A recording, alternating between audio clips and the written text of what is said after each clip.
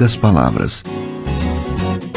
Um olhar sobre o mundo, a vida e a sociedade, à luz da Palavra de Deus, com Augustus Nicodemos.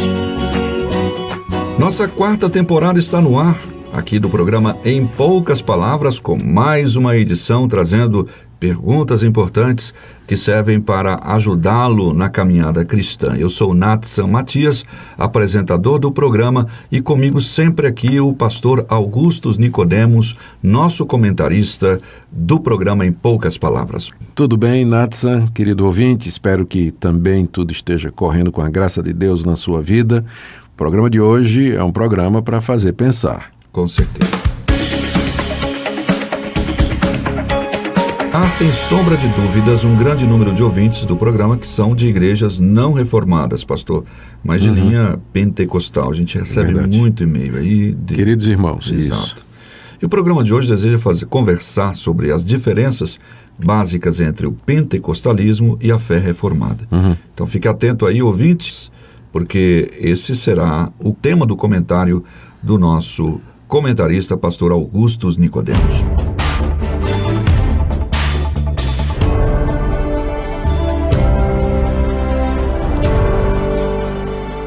Pastor, o Fabrício Caetano, por e-mail, ele escreve, abre aspas, gostaria, na verdade, de ver um posicionamento. Sou membro da Assembleia de Deus e aceitei Jesus em agosto do ano passado. Fui neopentecostal antes de ir para a Assembleia de Deus. Desde que aceitei Jesus, eu já estava ciente de que eu sou o que só depois fui descobrir, um pentecostal reformado. Já é essa a expressão que ele usa. Já tive, inclusive, alguns problemas com alguns dos meus irmãos pentecostais, não da Assembleia de Deus, pelo menos por enquanto, devido ao fato de eu aceitar as confissões de fé reformadas.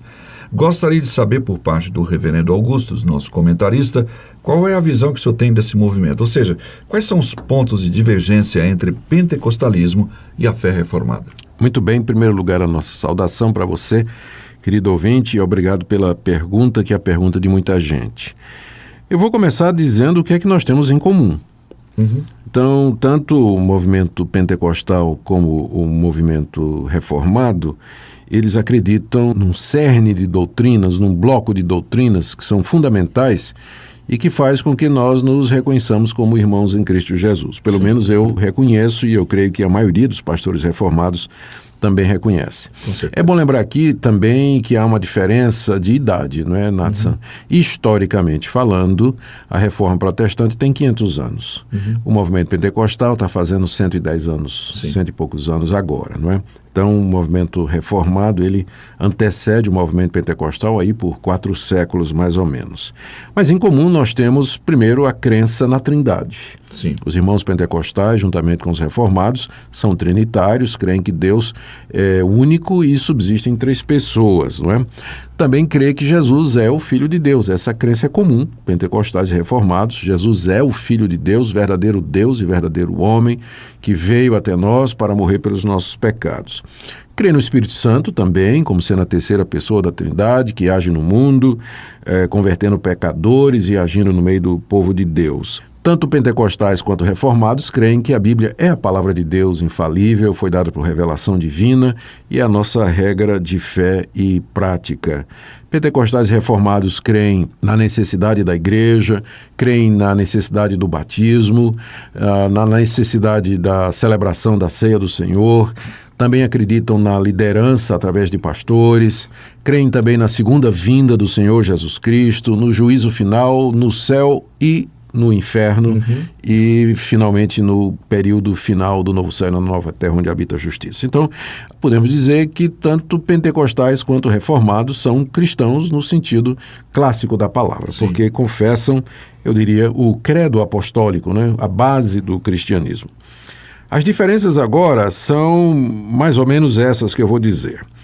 Embora tanto pentecostais quanto reformados digam, né, que a Bíblia é a palavra de Deus e que foi dada por inspiração divina, a Bíblia ocupa um lugar muito mais central no pensamento reformado e na igreja reformada do que no pensamento pentecostal. A julgar, por exemplo, na necessidade ou nos requerimentos de preparação dos obreiros.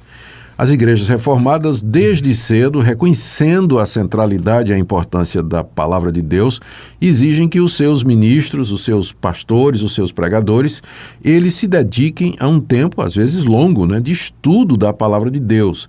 Aprender grego, aprender hebraico, um pouco de história, literatura, homilética, hermenêutica, filosofia e outras disciplinas que ajudem a trazer uma compreensão melhor da palavra de Deus. No movimento pentecostal, esse cuidado não é requerido. Boa parte, pelo menos no início do movimento pentecostal, boa parte da bagagem que o pastor trazia para o púlpito era da sua experiência pessoal, né, da sua habilidade retórica, de contar histórias e muito pouca exegese, muito pouco estudo bíblico, muito pouco aprofundamento. Pessoa que tinha um bom traquejo com falar, então... Já é considerado, ou era considerado como obreiro, e já era dado a liderança numa congregação e assim por diante, né? Então, a primeira diferença está na maneira como se trata a Escritura. É justo dizer que no movimento pentecostal hoje, há um reconhecimento novo da necessidade do estudo, não é?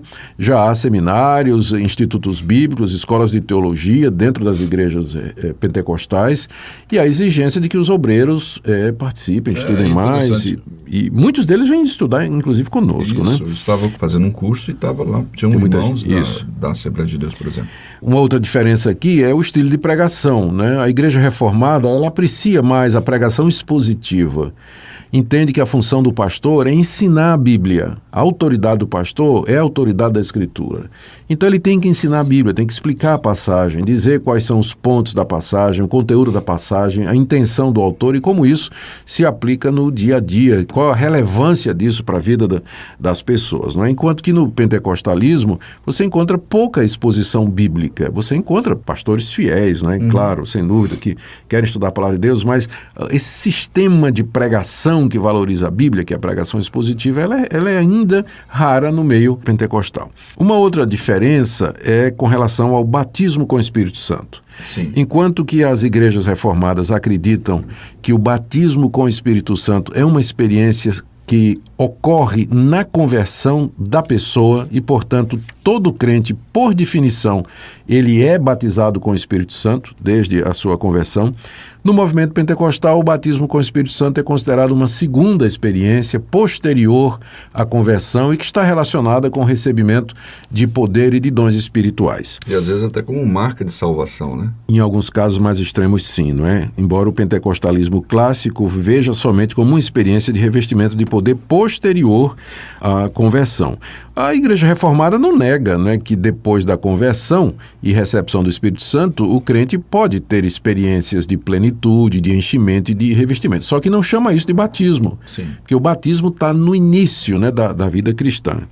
Outra diferença é com relação ao dom de línguas, não é? Que o movimento pentecostal acopla ao batismo com o Espírito Santo, ou seja, a evidência de que a pessoa recebeu o Espírito Santo é que ela fala em línguas. Sim. E isso introduz dentro da comunidade pentecostal a divisão entre aqueles crentes que foram batizados com o Espírito Santo e aqueles crentes que não foram.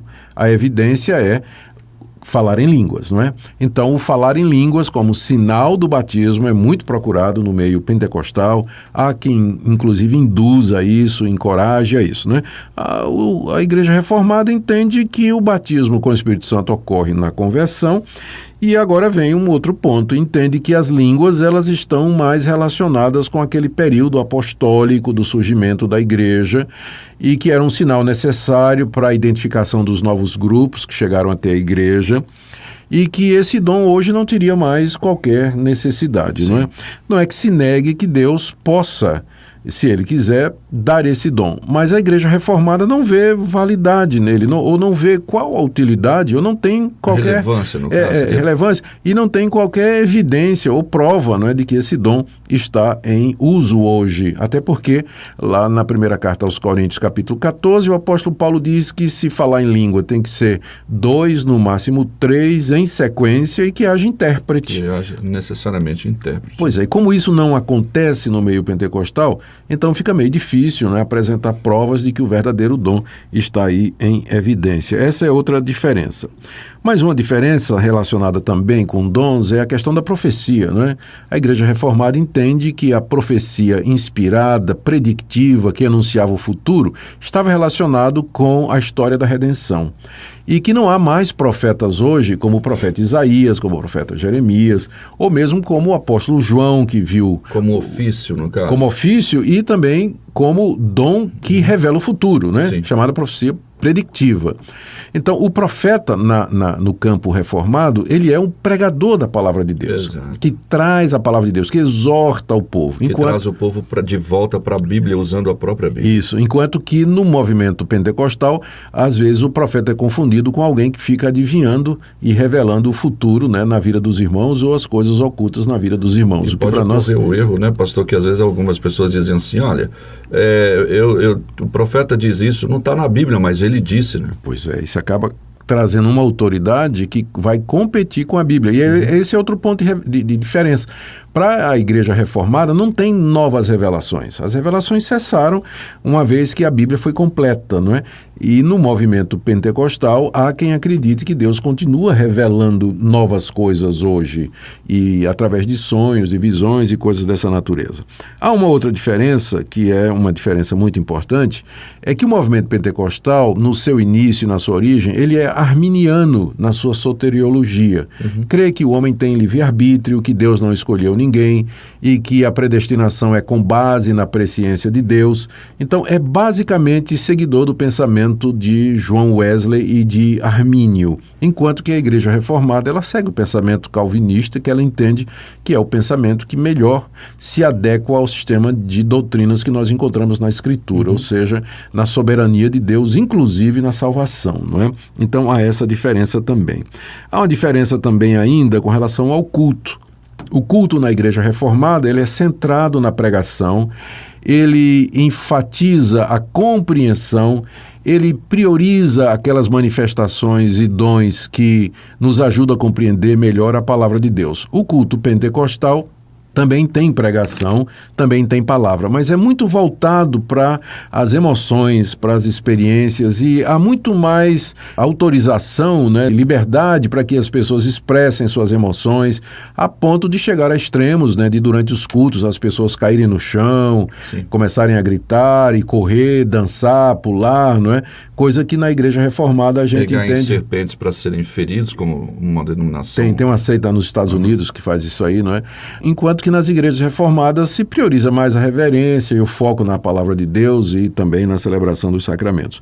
Então estas são as diferenças básicas. Quando um pentecostal ele começa a gostar da teologia reformada, ele vai ter que rearrumar a cabeça dele para tentar compreender ou recompreender, né, ter uma segunda compreensão dessas diferenças que, embora sejam em pontos aparentemente periféricos, mas acabam tocando em aspectos fundamentais do cristianismo. Certo. Mas, no geral, pentecostais e reformados são queridos irmãos em Cristo Jesus, e o nosso desejo, a nossa oração aqui é que o nosso Brasil ele cresça com uma teologia boa, saudável, e que honre a Deus, centralize a palavra e traga salvação a pecadores. Se unam nas questões primordiais, principais. Exatamente, traga unidade nas questões cruciais e fundamentais da palavra de Deus.